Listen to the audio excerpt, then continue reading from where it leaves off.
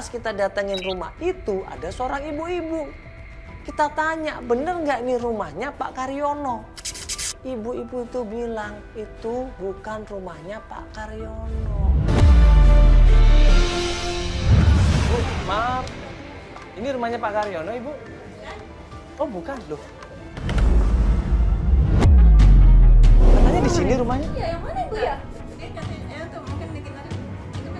Yang mana? Ini. Oh, ini. Ini.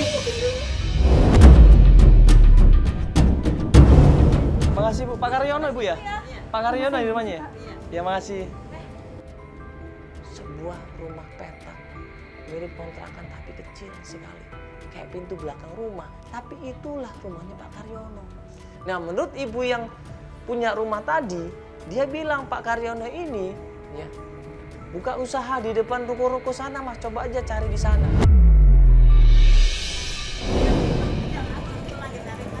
Oh, tempat kerja. Belum pulang. Oh. Kerja di mana Ibu? Ada kantor di jalan depan, ke depan, jalan besar ada kantor di sana. Ya, Bu, berarti ini bener rumahnya. Iya. Cuman nggak ada Pak Karyononya. Dia masih tempat kerja kalau gimana. Oh, tempat kerja. Dia tinggal Di mana tempat kerjanya, Bu? Di jalan besar ini. Tinggal sendiri, kan ada kantor tuh. Oh, di depan sini, jalan besar ini. Jalan sebelah sini kan ada jalan terus Iya. sana ada kantornya. Oh, iya. Makasih, Bu ya. Makasih Ibu ya. Punya usaha. Berarti ada harapan lumayan mampu ini bapaknya. Semangat klien kita tata ini. Buru-buru kita diajak untuk mencari di mana keberadaan bapaknya. Ayo Mas, cepet Mas, kita cari Mas, kita tanya Mas. Rumahnya. Tapi masa kayak gini sih, Mak? Ya mungkin emang itu rumahnya. Tinggal sendiri ya apa gimana? Nggak tahu. Coba kita cari ke depan deh. Oh iya, kita Ya, mau tanya. makasih ya, Bu. Ya makasih Bu. Tanya langsung.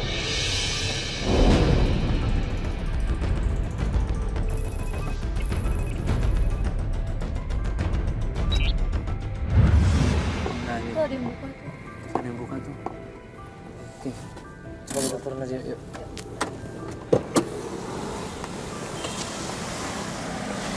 Semua ruko kita datangin, semua warung kita tanyain. Ya di pinggir jalan juga kita tanyain. Sampai akhirnya kita di sebuah ruko perkantoran di situ. Ya, kita tanya di setiap perkantoran itu dan tanya sama satpamnya, security-nya atau satpamnya bilang. Iya, tanya ini Pak nyari Pak Karyono. Katanya dia kerja di depan ruko-ruko sini, ruko-ruko perkantoran. Pak Karyono kenal nggak? Kalau Karyono itu aku kurang lihat, ada juga Pak Karyono ada tuh di situ ya, ikut saya Mas. Karyono, apa Karyono itu ya? Coba. Emang di sini nggak ada namanya Karyono lagi Pak? Nggak, yang di sini nggak ada lagi. Adanya yang itu di depan Mas. Yang di depan? Iya. Pak mana, Pak? Nah, pas kita deketin, kita diajak ketemu sama seseorang di situ, udah nggak curiga.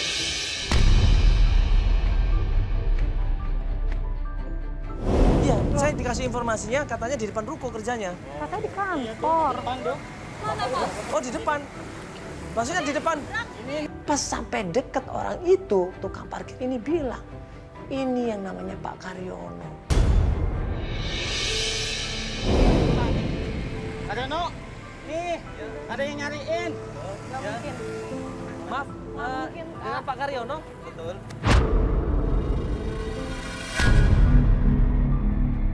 Mas, ini Pak Karyono, ya. Bapak kenal sama Ibu Ria Eryani? Iya, Aryani. Bapak kenal nggak? Yang dulu Pak, tahun 80-an Pak. Masih ingat nggak Ibu Ria Eryani? Alhamdulillah masih ingat. Masih ingat? Istri saya tadi bilang, Hah? Nggak mungkin. Itu istri Bapak? Gua kaget, Feli juga kaget. Klien kita Tata kaget. Seakan-akan dia nggak bisa terima keadaan. Dia shock di situ. Nggak mungkin. Bapak, itu istri Bapak. Dan Bapak, berapa minggu terakhir ini nelpon seseorang nggak? Anak perempuan. pernah. Bapak telepon. Bapak nelpon? Dan itu, Bapak bilang itu anak Bapak? Iya. Bapak yang nelpon? Betul, saya telepon. Anak Bapak siapa namanya? Namanya Tata. Siapa?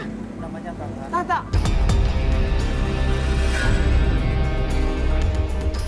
Semakin semakin ketahuan, semakin yakin bahwa ini adalah bapaknya Tata. Tata begitu semakin kaget, semakin shock, semakin dia nggak percaya. Kemudian dia mundur dan dia menolak semuanya. Dia nangis di situ. Nggak mungkin dia. Ini Ayah kamu, Tata. ini Tata, Pak. Ini Tata, Pak. Tata ini ayah kamu. Enggak, bapak aku nggak begini. Ini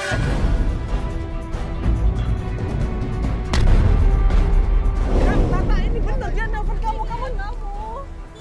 Ini maksudnya bapak apa? Ninggalin mama saya sama saya, ha?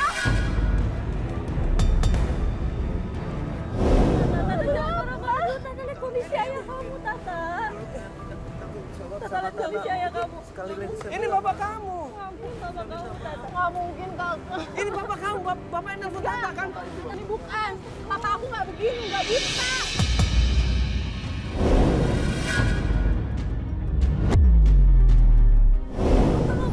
Tata, ini papa kamu, Tata. Enggak, aku nggak percaya.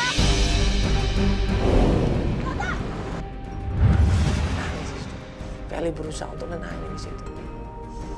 Ya. Dan gue berusaha untuk korek-korek informasi tentang Pak Karyono ini. Tata!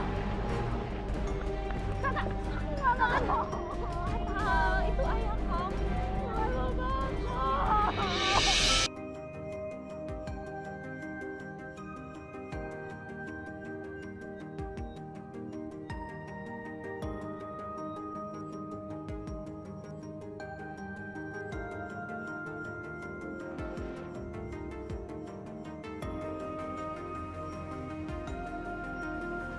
Dulu waktu dia masih jaya-jayanya, dia menikah sama Ibu Riaryani. Dia menikah sampai akhirnya Ibu Riaryani ini hamil usia 3 bulan. Pas hamil usia 3 bulan, Pak Karyono ini dapat cobaan. Usahanya jatuh, dia bangkrut. Saya pernah mempunyai usaha mebel. Akan tetapi hanya umur kurang lebih 3 bulan saya mengalami kebangkrutan. Usaha mebel sampai hamil itu? Betul, iya. Astagfirullahaladzim. Terus nggak lama, kurang lebih 1 bulan kemudian saya mengalami kecelakaan. Makanya saya karena ada kekurangan fisik sehingga istri saya juga meninggalkan saya. Bapak tinggal sama siapa sekarang? Sampai saat sekarang ini. Saya untuk sementara ini saya bertahun-tahun ini saya tinggal sendiri.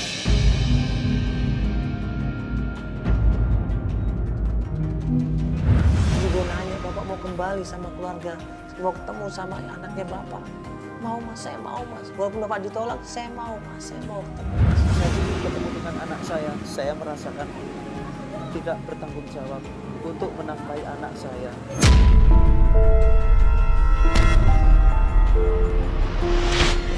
Akhirnya Feli berusaha ngebujuk Tata untuk ketemu sama Bapak. Tapi ternyata di situ Tata dengan keras menolak. Tidak. Pokoknya nggak mau. Aku nggak mau dia yang pantas terima kayak gini. Aku nggak mau.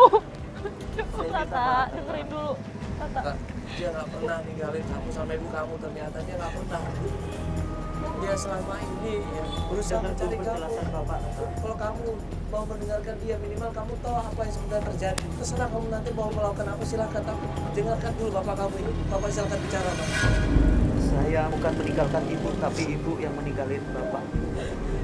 Semenjak usia waktu itu ngandung 3 bulan sampai kamu dewasa, justru saya rindu banget sama kamu, Nak.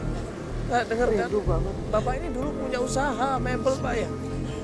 Iya, Bapak punya Iya. usaha mebel. Pernah Bapak ini ada usaha, namanya hidup itu selalu berunding, ada tipuan. Ternyata saya gagal. Yang sehingga pada akhirnya ibu meninggalkan Bapak.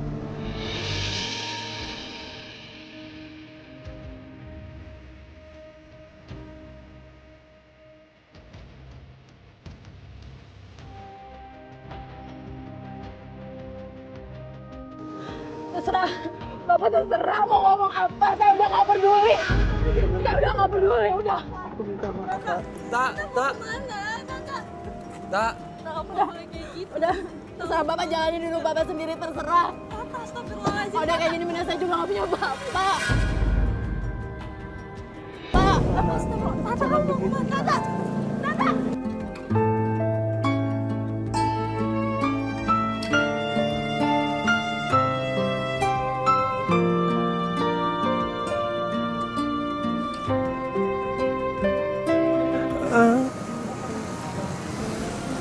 Saya pamit dulu Pak ya. Saya pamit Terima dulu ya. kasih, Mas. Terima kasih Pak ya. Atas mempertemukan anak saya, makasih. Iya. Sabar Pak ya. Iya. Ampuni dosaku. Astagfirullahaladzim. Ada ya seorang anak yang tidak menerima keadaan bapaknya sendiri. Walaupun keadaan bapaknya ya buta, hanya penjual ikan hias, tapi dia menolak dan tidak mau terima. Naudzubillah min dzalik. Coba kalau bapaknya itu datang dengan kekayaan, dengan harta yang berlimpah, kemudian datang menemui Tata dan bilang kalau dia adalah bapaknya, pasti gue yakin Tata akan menerima bapaknya itu. Astagfirullahaladzim. Kenapa semuanya harus diukur dengan harta kekayaan yang berlimpah? Padahal harta dan kekayaan ini hanya sifatnya sementara. Coba ya, sifat kita yang sebenarnya ya, rumah kita adalah di surga, di akhirat, bukan di sini. Ini kita cuma mampir minum, cuma mampir makan. Tapi kenapa kita menggadaikan akidah kita menggadaikan kasih sayang kita berani ya menyiksa dan mengecewakan orang tua kita hanya dengan bertaruh dengan dunia yang sementara? Rugi. Jangan. Pertahankan silaturahmi, pertahankan kasih sayang, hormatin kedua orang tua kita. Ingat bahwa dunia ini cuma sementara. Mudah-mudahan ini semua pelajaran buat kita semuanya untuk lebih menerima kenyataannya ada, untuk lebih bersyukur kepada Allah SWT. Assalamualaikum warahmatullahi wabarakatuh.